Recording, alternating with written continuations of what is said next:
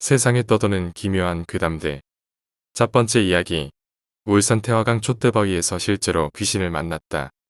젊음의 피가 용수숨쳐 세상에 무서울 것이 없던 시절. 고등학교 2학년 여름방학의 기억이지. 그 시절 더운 자취방에 들어 누워 맛도 모르고 홀짝이던 술에 젖어 살던 나는 무료하고 지겨운 일상에서 제대로 된 풍류를 즐겨보자는 생각에 평소같이 놀던 멤버 4명을 소집. 거창하게 여행 준비를 하기 시작했지.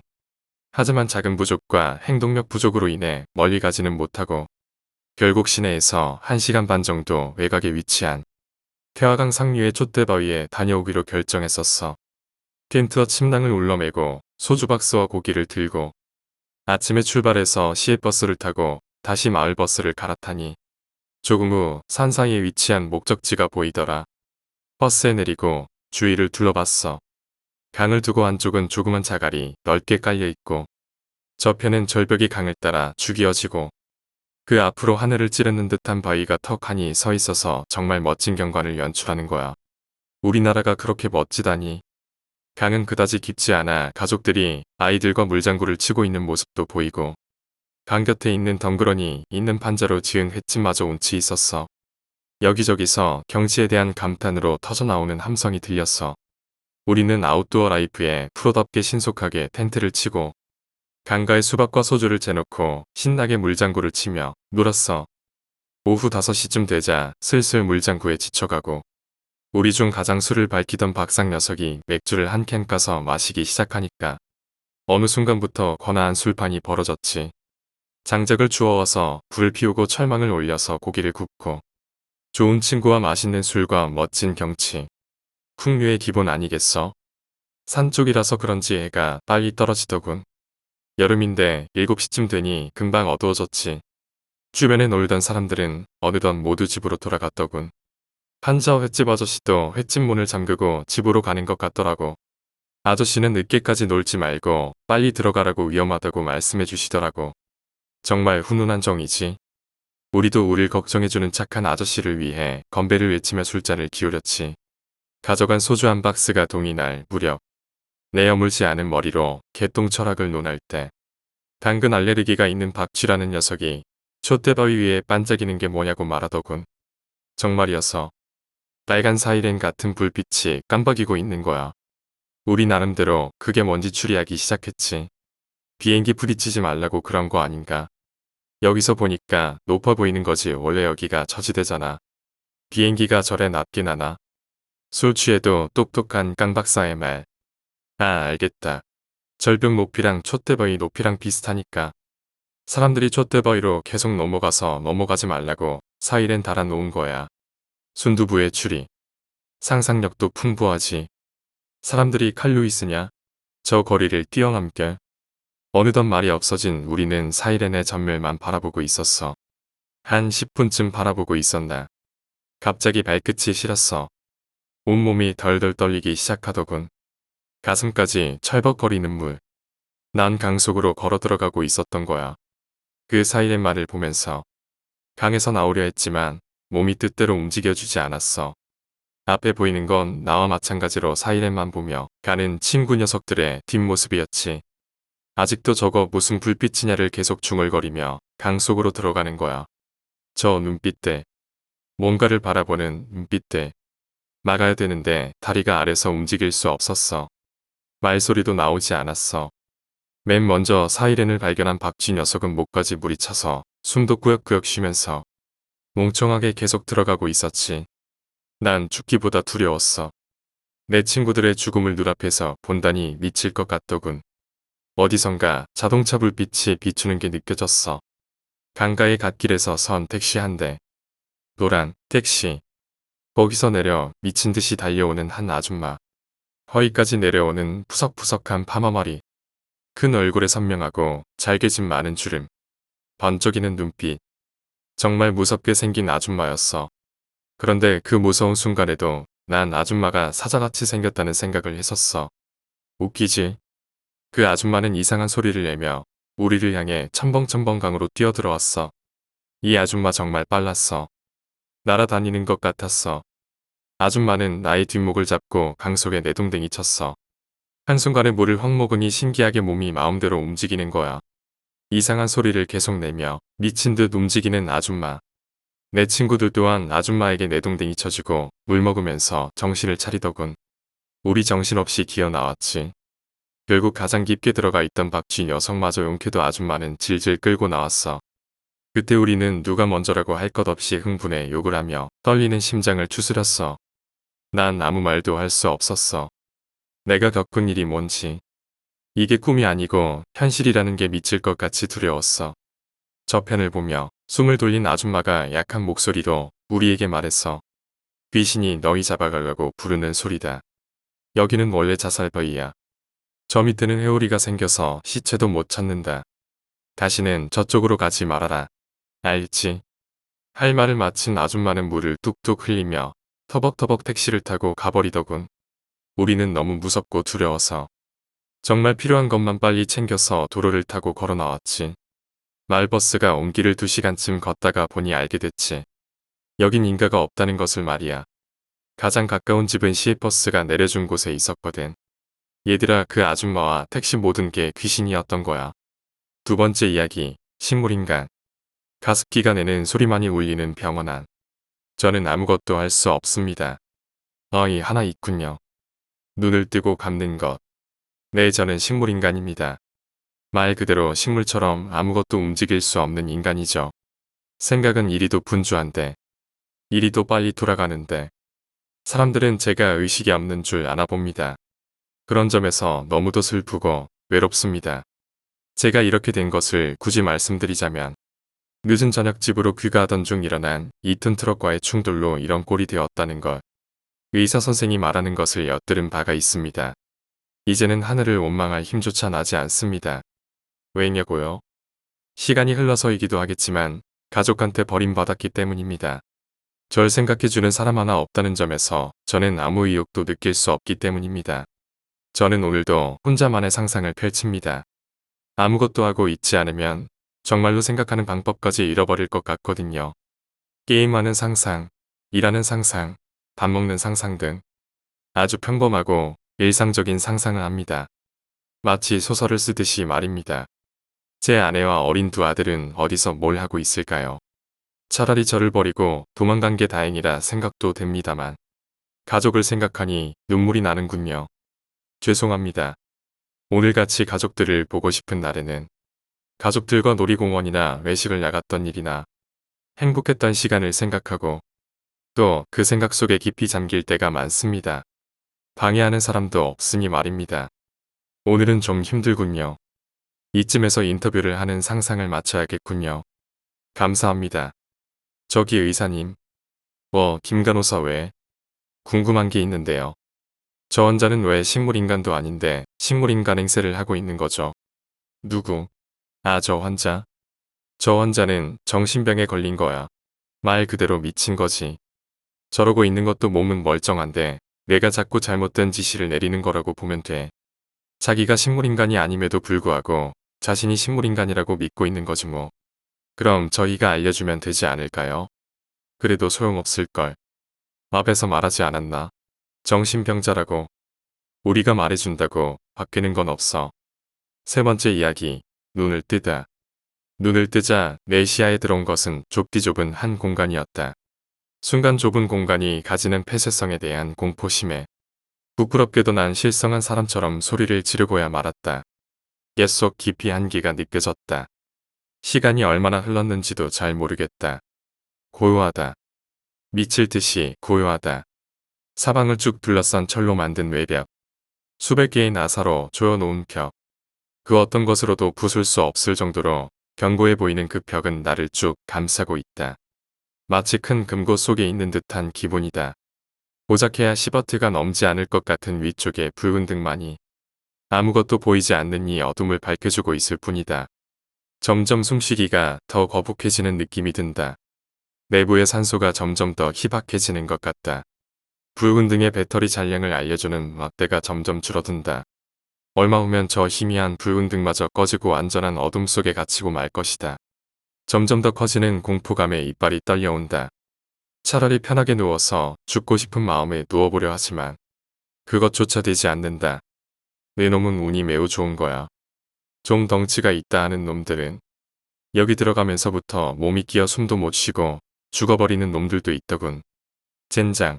160cm도 채 안 되는 내 작은 키와 작은 체구에 감사해야 하나. 나의 최대의 콤플렉스였는데. 하지만 이 나의 작은 체구에도 불구하고 누울 수조차 일어설 수 없는 좁디 좁은 공간. 점점 시간은 흘러만 간다. 소리가 점점 더 커져간다.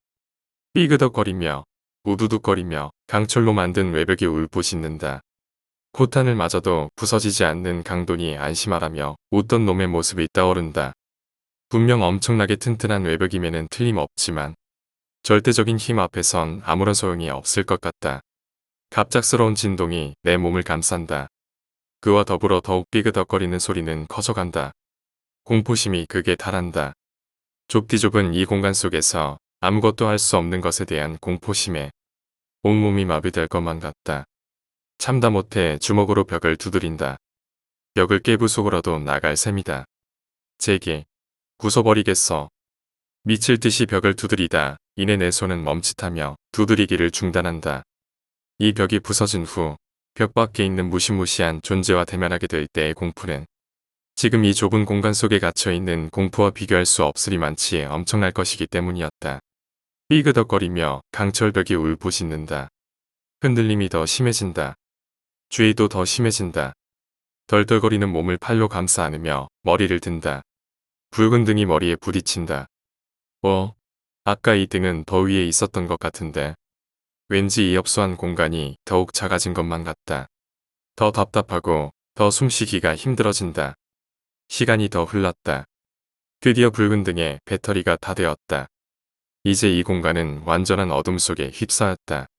칠흑 같은 어둠 속에 난 홀로 남게 된 것이다. 이 좁은 공간 속에서 벽이 더욱더 심하게 흔들린다. 더욱더 심하게 울부짖는다. 철로 된 벽을 조인 나사가 엄청난 힘을 받아 마치 나사 구멍에서 튀어나올 것만 같다. 무시무시한 추위 속에서도 식은땀이 흐르는 것이 느껴졌다. 살려줘. 개자식들아. 살려줘. 있는 힘을 다하여 소리쳤다. 벽과 벽을 고정시키던 나사 하나가 힘을 견디지 못하고 무시무시한 속도로 튀어나와 마치 총알처럼 나의 어깨를 관통했다. 여태껏 상상조차 하지 못했던 고통이 뇌로 스며든다. 겪어본 적 없는 고통이기에 상상할 수조차 없는 그런 고통. 그런 공포를 여기서 모두 느끼고 있다. 귀여 나사 몇 개가 더 튀어나왔다. 다행히도 모두 내 몸을 피해갔다. 왠지 발밑이 축축한 것 같다. 어깨에서 흘러내린 피인가? 피라고 하기엔 너무나도 차갑다. 이건 물이다. 나사 구멍으로 물이 스며들고 있다. 물이 스며듦과 동시에 철로 만든 벽은 부서질 것처럼 일그러지기 시작했다. 군데군데 생긴 틈으로 차디찬 물이 새어 들어왔다. 아무것도 보이지 않는 속에서 물벼락을 맞고 있다. 추위가 점점 더 심해진다. 아니 그것보다도 물이 차오르는 것에 대한 공포가 나를 엄습한다. 물은 순식간에 불어나 가슴까지 그리고 목을 넘어서 턱까지 차올랐다. 호흡이 가빠진다. 물이 입까지 올라왔다. 죽음의 공포가 나를 엄습한다. 물이 입속으로 들어온다. 짠맛이 난다. 바닷물이다. 물이 코까지 차올랐다.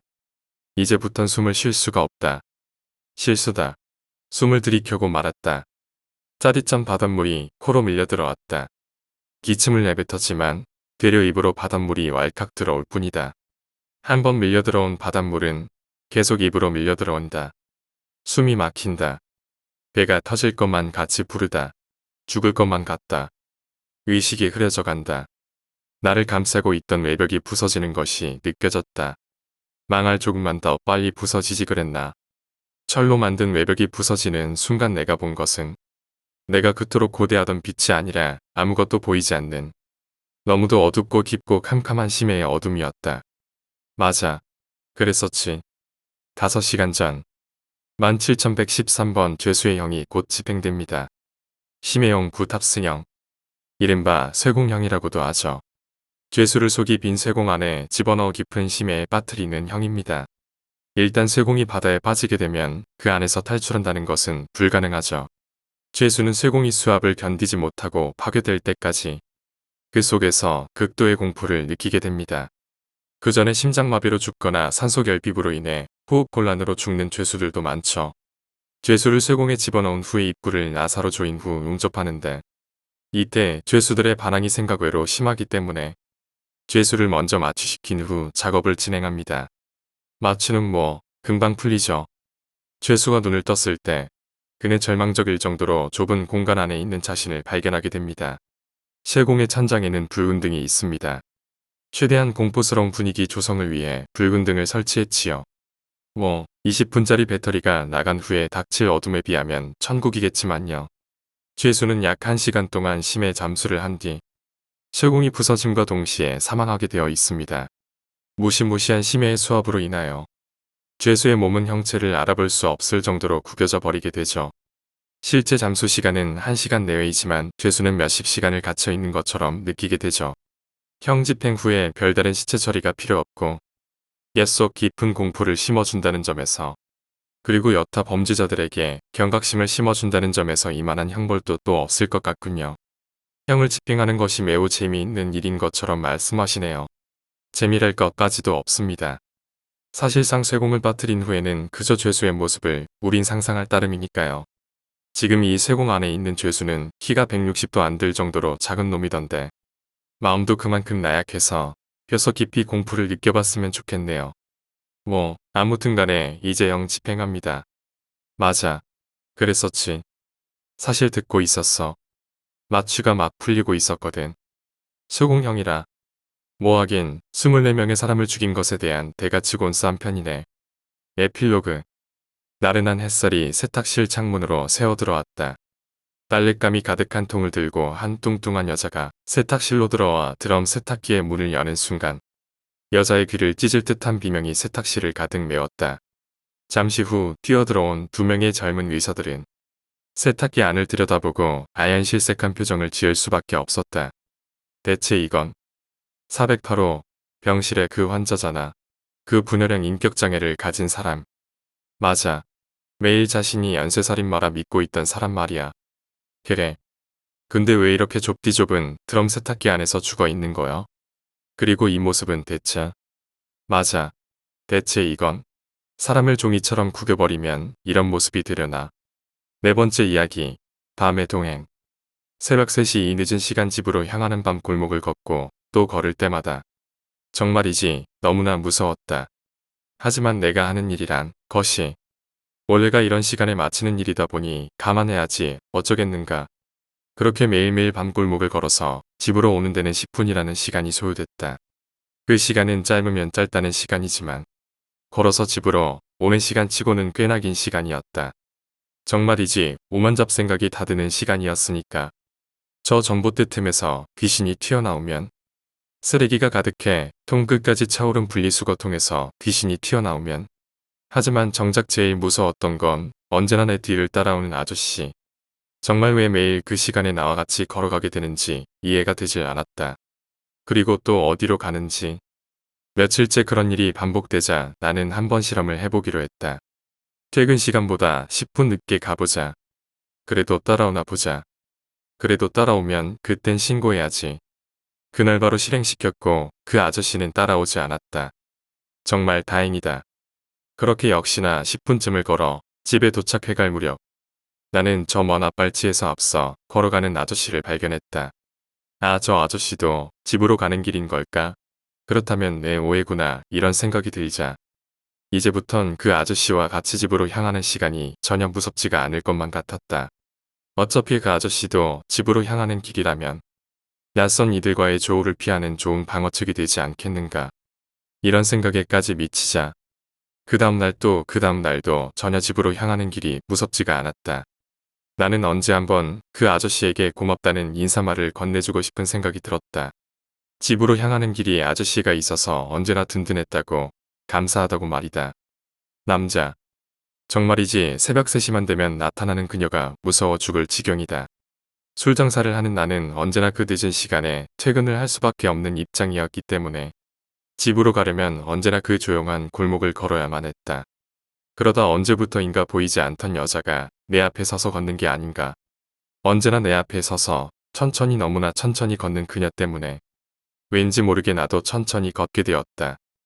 처음에는 이 늦은 시간에 어딘가로 가는 걸 보니 술집이나 유흥업소에서 일하는 아가씨로만 생각했다. 그런데 빌어먹을 이 여자가 향하는 곳이 공동묘지 쪽이 아닌가. 생각만 해도 오싹했다. 그렇게 며칠을 무서운 그녀와 동행을 해왔을까. 갑자기 그녀가 보이지 않았다. 나는 다행이라 생각하며 그날은 아주 편안한 마음으로 집으로 향했다. 그리고 며칠 뒤 또 먼 앞발치에서 그녀가 나타났다. 언제나 그렇듯 천천히 걸어가고 있었다. 아 시벌 도대체 넌 뭐야. 나는 순간 욕지거리가 튀어나왔다.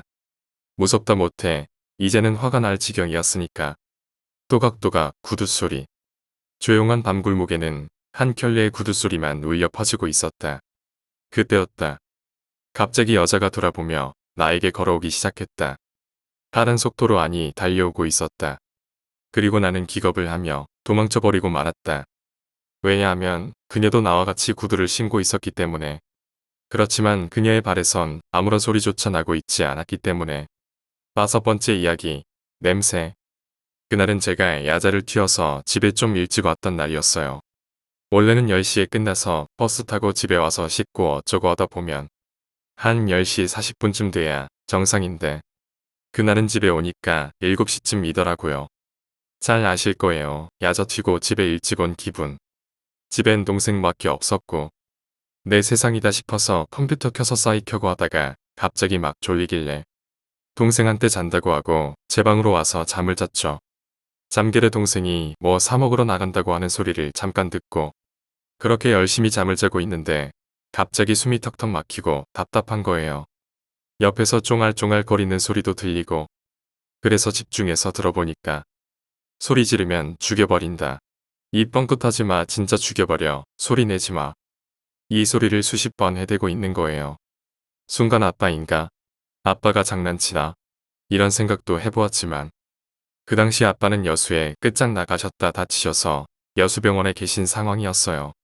재빨리 머리를 굴려서 뭔 상황인지 파악하려고 했죠. 근데 자다 깨서 그런지 왜 이렇게 집중이 안 되는지 막 꿈인가 계속 이 생각만 하고 있는데 그 새끼가 야 이러더라고요. 그제야 번뜩 정신이 들어서 막 발버둥을 쳤죠. 그랬더니 소리 지르면 죽여버린다. 지금 집에 누구 있어라고 말하는데 그때 든 생각이 이 새끼 지금 물집에 누구 있는지도 모르고 그냥 무작정 온 거 보면 애초에 이럴 계획이 아니었나 보내라는 생각과 흉기 있나 보자란 생각이 스쳐서 끄끄거리며 손으로 그 새끼 더듬어서 흉기 잡고 했는데 아무것도 없더라고요. 갑자기 손대 주길래 저쪽 방에 동생이 오라고 했더니 알았어. 너 지금부터 소리 지르면 죽여버린다라대요. 지금 생각해보면 참 안방에 부모님 계신다고 했어야 됐는데 하튼 그 말하더니 갑자기 제 옷을 벗기려고 막 하더라고요. 그제야 그 새끼가 목장갑 끼고 있는 거 알았고 막 몸부림치면서 소리 지르려고 하니까 주먹으로 배랑 얼굴을 막 때리더라고요. 맞고 나서 정신없어서 해롱해롱 하면서 고개 드니까 넌 내 얼굴 보면 넌 죽는 거야 하더니 다시 눕히더라고요. 그때 참 싫은 게 가까이 붙어 있어서 그 새끼 쿵쾅쿵쾅 뛰는 심장 소리가 다 느껴졌다는 거. 아 근데 보통 이런 거 영화나 드라마 그런 거에서 보면 막 여자들이 울면서 애원하잖아요. 근데 저는 눈물이 안 나오는 거예요.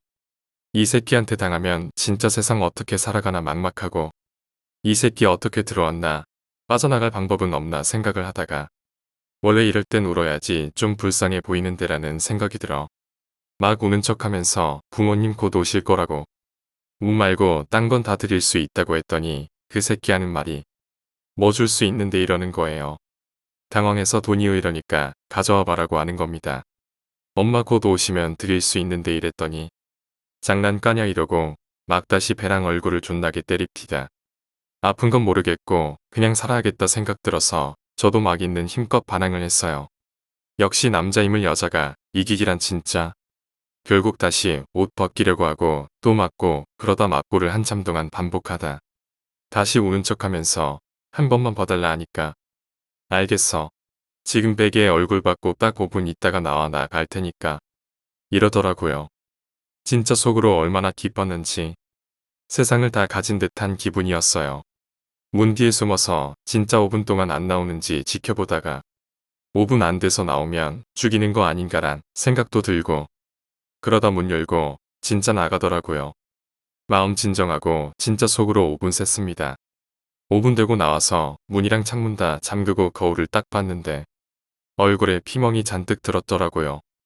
매도 확인해 보니까 퍼렇게 멍이 둥글게 침착하고 엄마한테 전화했는데 그렇게 안 나오던 눈물이 엄마 목소리 듣자마자 펑펑 쏟아지대요. 엄마가 막 소리 지르면서 왜 그러냐고 무슨 일 있냐고 흥분해서 대충 말하니까 가게에서 삼촌이랑 오셔서 경찰에 신고를 한다 잡아서 조져버린다 어쩌고 하시는데 그래도 진짜 다행인 생각 들더라고요. 결국 일은 경찰에 신고하고 그냥 그렇게 못 잡고 끝났는데 원래 워낙 겁이 없고 무서움 잘 안 타는 제가 그 일로 한참 고생했던 건 그 새끼랑 실랑이 할 때 얘한테서 계속 났던 냄새가 있었거든요. 스킨인지 향수인지 하여튼 그게 제 코 속에서 한 달을 안 가시는 거예요. 한 달을요. 그것 때문에 맨날 코 풀고 씻고 쥐어뜯고 해서 한동안 루돌프 돼서 학교 가고 얼굴에 상처들 보고 애들이 어디서 쥐어 터졌냐고 놀리고 지금도 그냥 길 가다가 그 냄새 나면 저도 모르게 식은땀 나고 미친 듯이 주위 둘러보고 해요. 나중에 경찰한테서 들어보니까 상황 정황으로 볼 때 처음부터 강간하려고 온 새끼가 아니라 집 털려고 왔다가 여자애가 자고 있으니까 일이 그렇게 된 것 같다고 하더라고요. 그 말 듣고 여자로 태어난 게 진짜